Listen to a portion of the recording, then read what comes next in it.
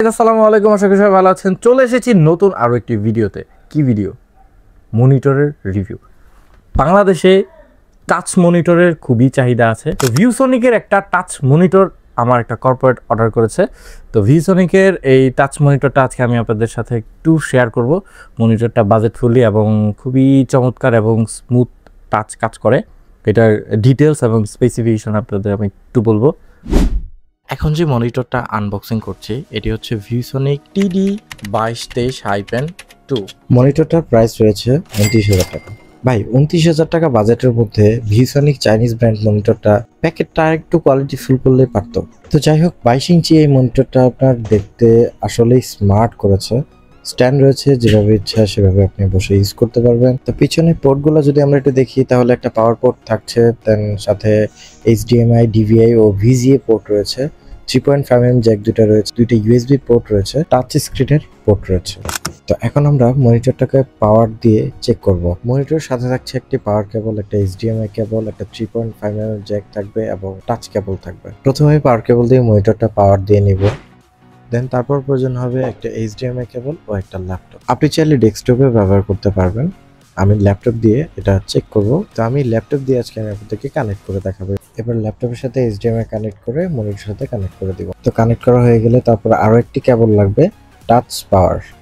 তো ভিউয়ার্স দেখতে পাচ্ছেন মনিটরটা কিন্তু রান হয়ে গেছে। এবার টাচ কাজ করছে না, টাচের জন্য একটা কেবল আছে, কেবলটা কানেক্ট করতে হবে। কেবলটা কানেক্ট করে নিই। তার আগে আপনাদের মনিটরের বডি স্ট্রাকচারটা একটু দেখাই, একটু সিনেমেটিক মোডে। তো ভিউয়ার্স দেখতে পাচ্ছেন পাওয়ার কেবল, HDMI কেবল ও টাচ স্ক্রিনের কেবল ল্যাপটপের সাথে কিন্তু কানেক্ট করে দিয়েছি। তো ভিউয়ার্স দেখতে পাচ্ছেন মনিটরের টাচ কিন্তু অলরেডি কানেক্ট হয়ে গেছে। এবার খুব স্মুথলি কাজ করতেছে দেখতে পাচ্ছেন। তো আমি একটা ক্রোম ব্রাউজার থেকে একটা ভিডিও প্লে করে আপনাদেরকে দেখাই।